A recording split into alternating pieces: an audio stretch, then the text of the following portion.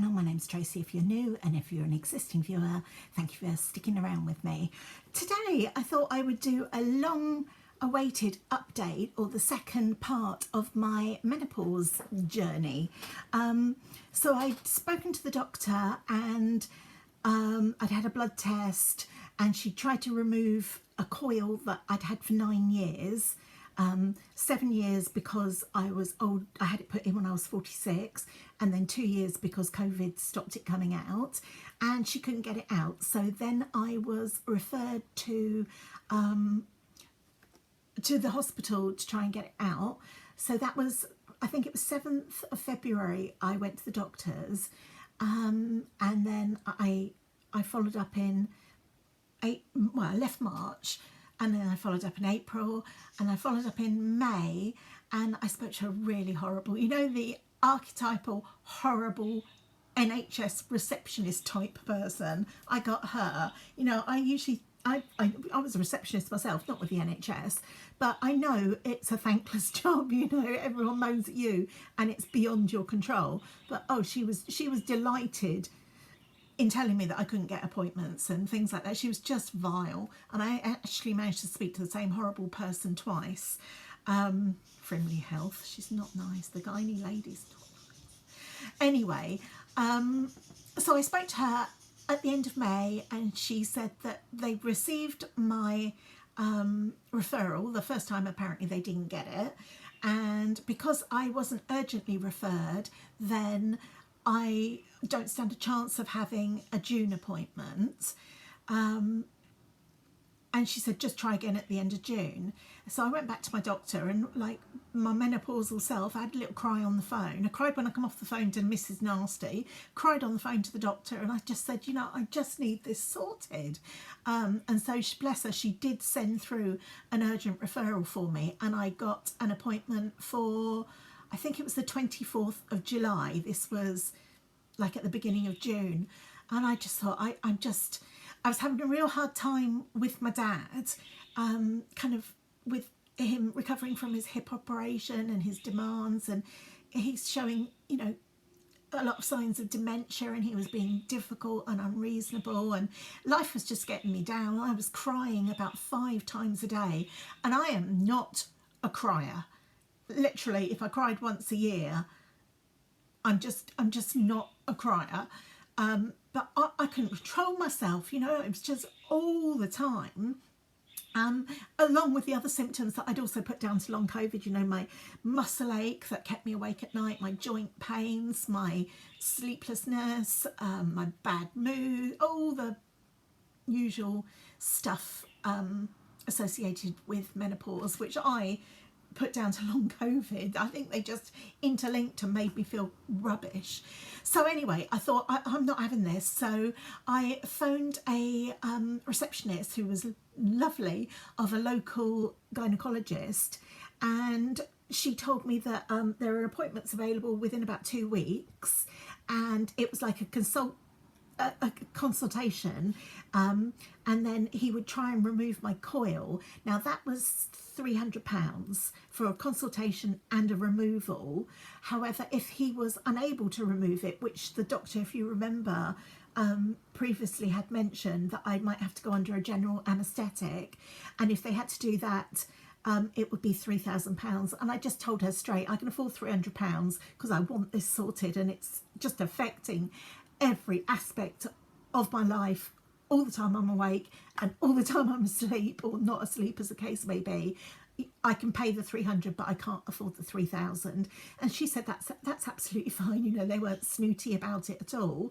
So I went to see him, and he just did a quick consultation. I told him everything that had happened, and then he did the examination, and he said that I had a tilted cervix, and that obviously where it had been in there so long, it was embedded in my cervix, the coil, the Marina coil. But it got to the point where I was saying, oh, this is really hurting, and then he literally whipped it out and held it aloft, and me and the nurse went, hurrah! I said, well done you? And we were all laughing because he didn't think he would be able to get it out, and he did, and that was such a relief. It was quite painful, but it was one of those things that kind of, it was just like a dull ache period pain afterwards. The searing white hot pain of when he was doing it kind of stopped immediately and replaced itself with a just a dull ache for probably a week or so.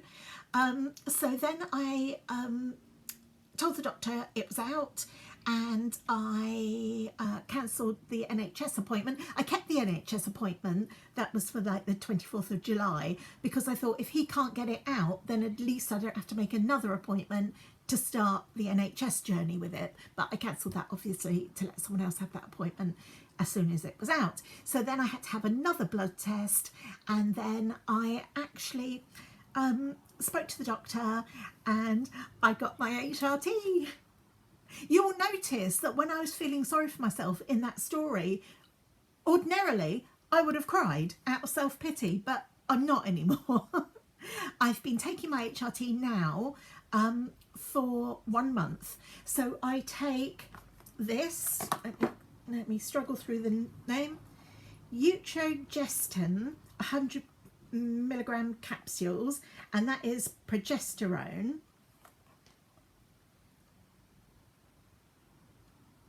They look like a little pearl. Let me get one out of my pill pot for another day and I'll show you. They look like a little pearl. So that is the tablet. So I take one of those in the morning. I've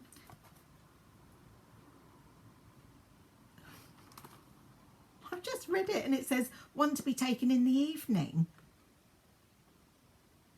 I take mine in the morning. Oops. Well, it doesn't seem to have done me any harm and I feel all right, so let's go with that. It says your stomach needs to be empty. This means 60 minutes before food or 2 hours after food. Yeah, I might have to ask a question about that, but I take mine in the morning because I don't eat until about 11ish, and I take it around 6:30, 7 in the morning. And then I also have got these, which are little patches. They come in a packet like that, and you just rip it open, and then it's like a little silver square and with an S down the middle, and you just peel it apart. It's a see-through patch, and you stick it on your bum or your hip. It's not to go above the waist, and I have to put mine on. It comes with a little chart in it, but I put mine on a Saturday, and then I have to change it on a Tuesday, so that's after 3 days, and then I change it the following Saturday. So you do a 3 and a 4. I mean, obviously because the week's 7 days, you can't kind of, but that's how you do it. I put it on Tuesday, change it on a, no, I put it on a Saturday, change it on a Tuesday, change it the following Saturday, and I've got one more left. And I had a month's supply of these, so I have been taking them for a month, and I feel so much better. I've had friends tell me that it's not an instant fix. I don't know if it's psychosomatic, but like I say, I've stopped crying. I can't remember the last time I cried now. I sleep better at night. I still do get a lot of kind of lower body joint and muscle ache. Sometimes it wakes me up, like my hips and things. Even my fingers, I've got some osteoarthritis in my fingers, and my fingers feel a bit better. My elbows used to really swell. Sorry, that's going to be a little bit disjointed. My son just rang me, so I had to answer. I was saying my elbows swell up. This part here used to go really huge, and they're not at the moment. They don't ache like they used to. I feel better. And my friend did say to me, you know, you're not going to feel like you're 20, but you just feel more like you. And I really do. You know, I'm not as achy and painy. I'm not as cryy. You know, that just wasn't me. I feel more like my old self. So I'm really, really pleased with the results. I don't know if I've got to see the doctor again. I've put a repeat in to get some more of everything because I've used my month's supply. So hopefully they will just give it to me and they won't need to see me. I've had another blood test today, just to make sure that everything's all right, I think, with the progesterone and the estrogen and things like that. But I won't know the results of that until a bit later. But I just thought I would pop on, show you what I've got and tell you how I feel, and I feel so much better. Any questions? You know, obviously, clearly not an expert. I don't even take my tablets at the right time of day, but you know, if you want to have a little chat about it and how you're feeling, drop me a comment down below. Give me a thumbs up if you did enjoy this video, and I will see you in my next one. Take care, my loves.